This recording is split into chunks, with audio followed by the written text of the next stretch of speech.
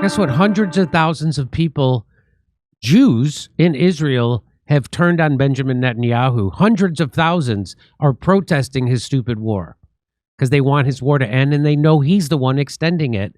He's the one standing in the way of the hostages being released and returned. He's the one. They know this. Hundreds of thousands of protesters gather in Tel Aviv to demand an end to the Gaza war. Wow. Yep, they're protesting because they want the government to stop killing all the people that their sons in the military want to sexually abuse. Anyway, so here's a little bit of the look at that protest. This is in Tel Aviv. Tens of thousands of Israelis have joined nationwide protests in one of the largest demonstrations in Israel since the fighting began. The day of nationwide protest aimed to pressure the government to halt the military campaign and bring the hostages home.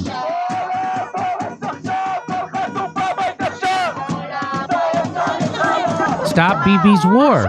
Protesters block roads outside Tel Aviv and Jerusalem. Oh, look, she spits on them. More than 30 protesters were arrested.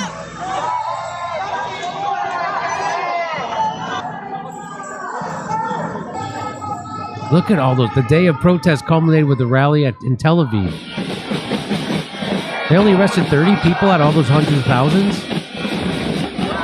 The decision is widely unpopular. The decision to invade Gaza City. So the decision that Bibi Netanyahu made to invade Gaza City, very unpopular among Israelis and many of the hostages' families.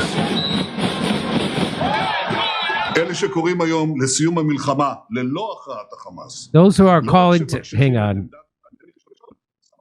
Those who are calling today for an end to the war without Hamas's defeat are not only hardening Hamas's position and delaying the release of our hostages, they are also ensuring that the horrors of October 7th will repeat themselves over and over again. This is Netanyahu. Nobody believes him. Your own people have turned on you, Bibi. Stop Gaza and genocide. Look at this is really happening. Hundreds of thousands of people. Look at that. Wow. How come even Israelis are sick of the Gaza genocide, but not American Zionists? Huh. Isn't that wild? Wow. Now Bibi has to prove that he doesn't care about his own people more than he cares about the Palestinians. It's just that nobody's on his side anymore. Even the Jews in Israel are against him. Nobody anywhere on earth is on Benjamin Netanyahu's side, except people right here in America, of course. Wow. Netanyahu losing the Jews was not on my bingo card this decade, I'll tell you that. The Hostage and Missing Families Forum, the initiator of the day of protest, estimated at 500,000 people joined the demonstration in Tel Aviv, a figure not confirmed by the police. We demand a comprehensive and achievable agreement and an end to the war, said the mother of a hostage, leading figure in the protest movement. We demand what is rightfully ours, our children. The Israeli government has transformed a just war into a pointless war.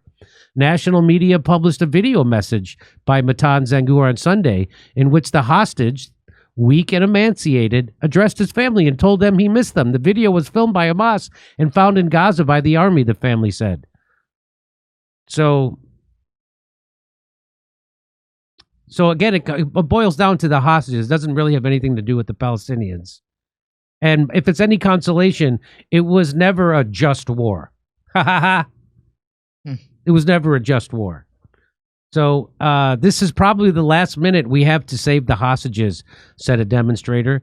The protests came more than a week after Israel's security cabinet approved plans to capture Gaza City 22 months into the war that has created a dire humanitarian crisis in the Palestinian territory. The Hostages and Missing Families Forum campaign group vowed on Sunday that protesters would shut down the country with the goal of bringing back the hostages and ending the war.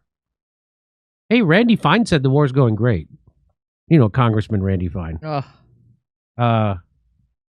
Egypt said in recent days mediators were leading a renewed push to secure a 60-day truce deal that includes hostages being released after the last round of talks in Qatar ended without a breakthrough.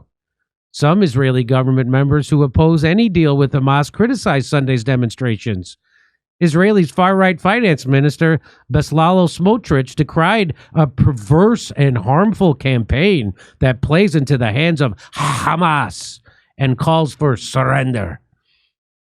Well, what you can do is surrender to the laughter when I'm going to be in Rutherford, New Jersey, Calgary, Edmonton, Vancouver, Chicago, Appleton, Wisconsin, and Fort Wayne, Indiana, Louisville, Kentucky. Go to jimmydore.com for a link for tickets. But there's more to the story.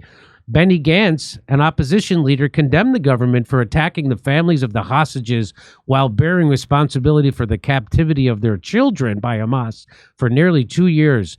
Israel's military offensive has killed at least 61,000 Palestinians. The figure does not include the thousands believed to still be buried under the rubble or the thousands killed indirectly as a consequence of the war. So here's Israeli police viciously attack war protesters. I don't need to see that. Wow, who knew there were so many Hamas supporters in Israel? 300,000 protesting in Tel Aviv right now after 2.5 million gathered around the country today. Imagine a day-long protest with 80 million people in the United States. Enough. Let life win. Wow. 2.5 million gathered around the country. There's only like 10 million people in all of Israel. Wow. That's, wow. Wow. Israel is the place that makes Jews unsafe. Israel is the country that makes Jews unsafe. Doing a genocide on social media makes Jews unsafe. Doing a genocide in the name of Judaism makes Jews unsafe. I'm sure Benjamin Netanyahu wouldn't arm Hamas and let them attack on purpose. I mean, look how well Israel treats their own Jews. Want to see? You don't have to see this. Israel's growing frustration. It's not a war. It's a genocide. Call it what it is. So the AP says the headline is Israel's growing frustration over the war in Gaza erupts in nationwide protests. It's not a war. It's a genocide. Yeah, it's a war. It's not a war. A war would be like with two militaries fighting each other. In Israel, Gaza, you have Israel with their F-22s, F-16s, and 2,000-pound bunker buster bombs against guys with hang gliders. Not really a war. Netanyahu says nationwide strike is distancing the release of our hostages. And I should know, he said, since I have done more than anyone else to prevent their hostages from being released. Here's one more slide.